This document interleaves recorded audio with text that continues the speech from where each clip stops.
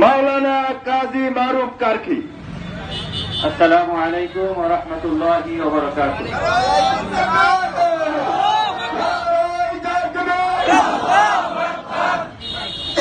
Bangladesh Jamaat Islami সত্যজিৎপুর union শাখার যুব বিভাগের উদ্যোগে আয়োজিত আজকের এই যুব সমাবেশের সম্মানিত সভাপতি, ইউনিয়ন জামাত ইসলামীর সংগ্রামী আমির, সত্যজিৎপুর ইউনিয়নবাসীর একান্ত আস্থার মানুষ জনাব মাওলানা মিজানুর রহমান, আজকের এই প্রোগ্রাম সঞ্চালন করছেন সত্যজিৎপুর ইউনিয়ন জামাত ইসলামীর সংগ্রামী সেক্রেটারি, রাজশাহী বিশ্ববিদ্যালয়ের জেলখানা আমাদের সেই যুব নেতা জনাব মাওলানা মাহবুবুর রহমান, আজকের এই প্রোগ্রামের সংগ্রামী প্রধান অতিথি, মাগুরা 2 আসনের জনগণের আস্থার প্রতীক, জনগণের আস্থার ঠিকানা, দাঁড়িপাল্লা প্রতীক নিয়ে যিনি প্রতিটি ঘরে ঘরে মানুষের কাছে পৌঁছাচ্ছেন আমাদের সেই সংগ্রামী নেতা জনাব মোত্তাবাক এমপি বাকের সম্মানিত নেতৃবৃন্দ,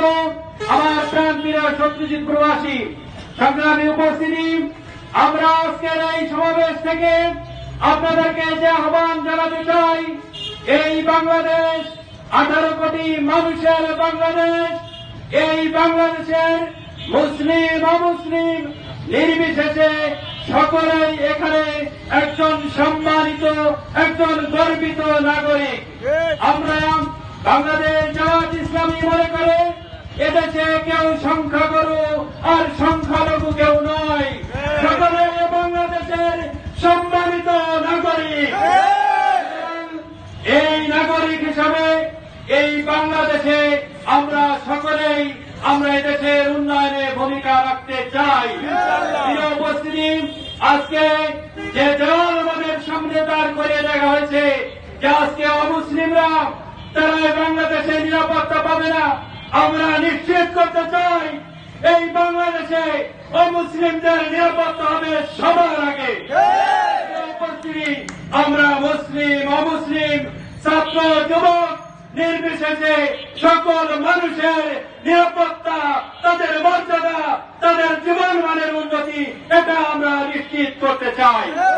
উপস্থিতি, আমরা এমন এক সমাজ করতে চাই যে সমাজে থাকবে না কোনো হানাহানি, কোনো মারামারি, কেউ কারোর মাথায় বাড়ি মারবে না, কেউ অন্যায় ভাবে কোনো দলাদলি সরাসরি করে কোন মানুষের সম্মান হানি করবে, আমরা এটা সহ্য করব না।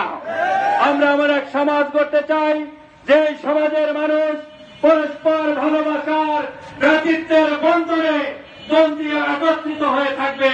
আমরা এমন এক মানবিক সমাজ করতে চাই।